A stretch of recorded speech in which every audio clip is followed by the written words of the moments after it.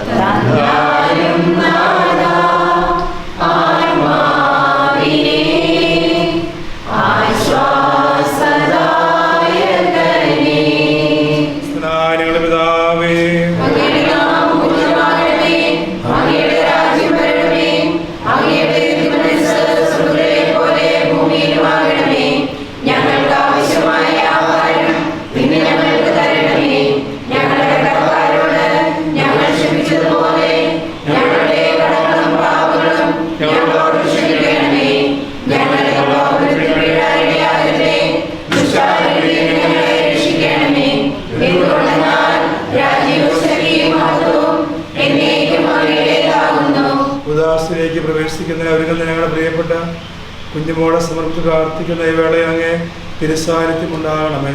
ഭക്തിയോടും ശുദ്ധിയോടും കൂടെ ഈ പ്രാർത്ഥനാ ശുശ്രൂഷയിൽ പങ്കുചേരുവാൻ ഞങ്ങളെ ശക്തിപ്പെടുത്തണമേ. പിതാവും പുത്രനും പരിശുദ്ധാത്മാവുമായ സർവേശ്വരായ എന്നേക്കും ദൈവമേ നിന്റെ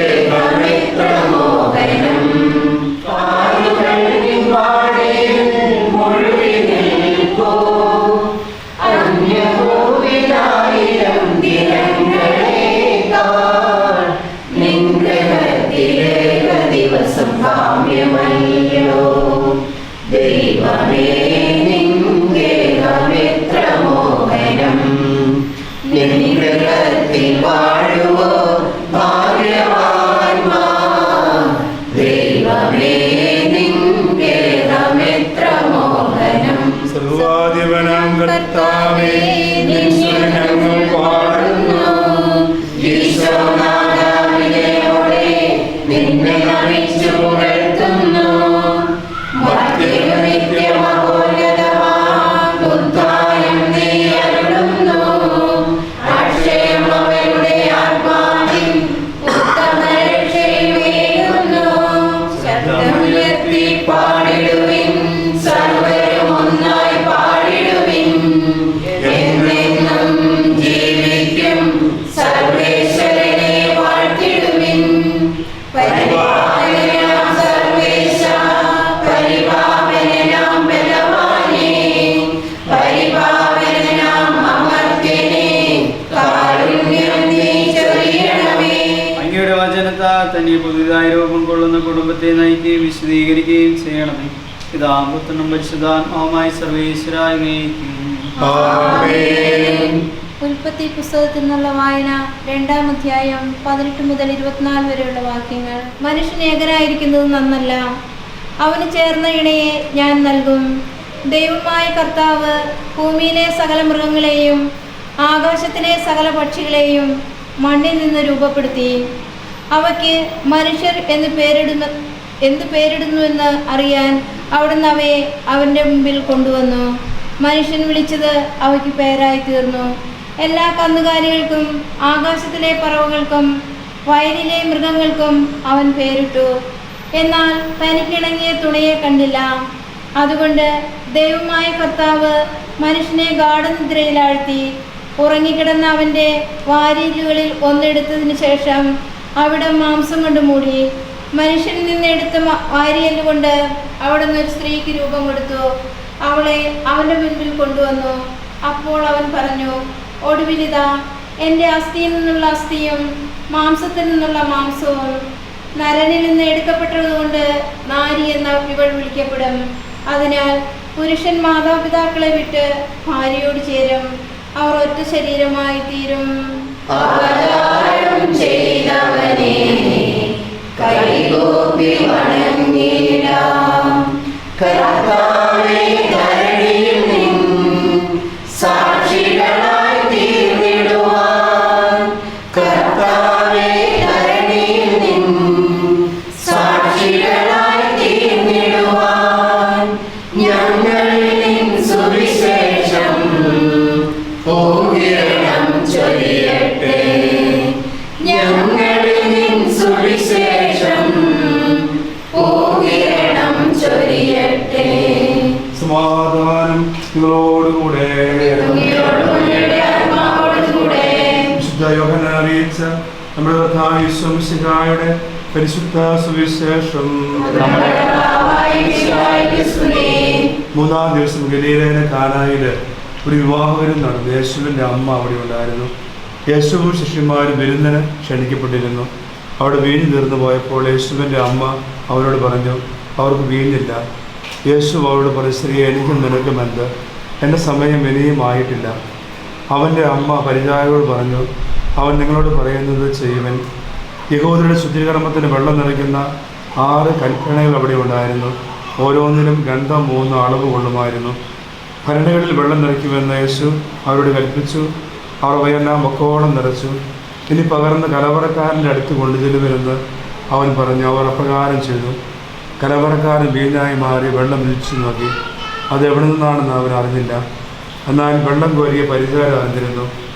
അവൻ മണവാളനെ വിളിച്ചു പറഞ്ഞു, എല്ലാവരും മേൽത്തരം വീഞ്ഞ് ആദ്യം വിളമ്പുന്നു. അതിഥികൾക്ക് ലഹരി പിടിച്ചു കഴിയുമ്പോൾ താഴ്ന്നു നൽകും. എന്നാൽ നീ നല്ല വീഞ്ഞുവരെ സൂക്ഷിച്ചു വെച്ചുവല്ലോ. യേശു തൻ്റെ മഹത്വം വെളിപ്പെടുത്തുന്നതിന് വേണ്ടി പ്രവർത്തിച്ച അടയാളങ്ങളുടെ ആരംഭമാണ് ഗലീലായിലെ കാനായിൽ ചെറിയ അത്ഭുതം. അവന് ശിഷ്യന്മാർ അവനിൽ വിശ്വസിച്ചു. എല്ലാ മതങ്ങളിലും വിവാഹവും അതിൻ്റെ ചടങ്ങുകളൊക്കെ ഒത്തിരി ആഘോഷമാണ്. ഒരു പെൺകുട്ടിയുടെ ആൺകുട്ടി വിവാഹിതനാകുമ്പോൾ എല്ലാവരും അയൽവക്കക്കാരും കുടുംബങ്ങളും എല്ലാം ഒരുമിച്ച് ചേർന്ന് ആ കുഞ്ഞിനെ ആശംസകൾ നേരാനും പ്രാർത്ഥിക്കുവാനുമായിട്ട് നമ്മൾ ഒരുമിച്ച് കൂടും. ഇന്ന് നമ്മളിതുപോലെ തന്നെ നമ്മുടെ പ്രിയപ്പെട്ട കൊച്ചുമോളും കുഞ്ഞുമോളൊക്കെ വലിയ വേറെ മാറ്റണം. അതുകൊണ്ട് കുഞ്ഞുമോൾക്കില്ലാതെ ആശംസകൾ നേരാൻ വേണ്ടി നമ്മൾ എല്ലാവരും ഇരിക്കണം. ഇവിടെ കൂടിയിരിക്കുന്ന എല്ലാവരുടെയും പേരുള്ള എല്ലാ നന്മകളും ഞാൻ ഇവിടെ കൊച്ചുമോൾക്ക് വലിയ മോൾക്ക് നേരുകയാണ്. ദൈവം നിങ്ങളുടെ വിവാഹ ജീവിതത്തിൽ ധാരാളം അനുഗ്രഹങ്ങളെല്ലാം നിറയ്ക്കട്ടെന്ന് ആശംസിക്കുകയാണ്. വധുവരന്മാരെയും കുടുംബങ്ങളെയും ആശീർവദിച്ച് അനുഗ്രഹിച്ച ഈശ്വരനാഥ, നാളെ വിവാഹ വാഗ്ദാനത്തിന് ഒരുങ്ങിയിരിക്കുന്ന അഞ്ജലിയെ അനുഗ്രഹിക്കുന്നത് തിരുക്കുടുംബത്തിന് പരമമായ മാവേശിതാവെ, ഞങ്ങളുടെ അമ്മയായ പരിശുദ്ധ കന്യകാൻ പറയുന്നു. സകല വിശുദ്ധരെ ഇവിടെ ദാമ്പത്യ ജീവിതം വിജയകരമായി തീരുവാൻ ഇവർക്ക് വേണ്ടി പ്രാർത്ഥിക്കുന്നു. ഈ ശുശ്രൂഷയെ പങ്കിടുന്ന കുമാരങ്ങളെയും ബന്ധുമിത്രാദികളെയും അയൽക്കാരെയും സമർത്ഥമായി അനുഗ്രഹിക്കണമേ. നമ്മുടെ കർത്താവിശ്വസിതാക്കളെയും പിതാവായ ദൈവത്തിന്റെ സ്നേഹവും പരിശുദ്ധാത്മാവായ സഹവാസവും ഈ കുടുംബത്തോടും അവരെല്ലാവരും ഉണ്ടാകുന്നത് ഇപ്പോഴും എപ്പോഴും തന്നെ.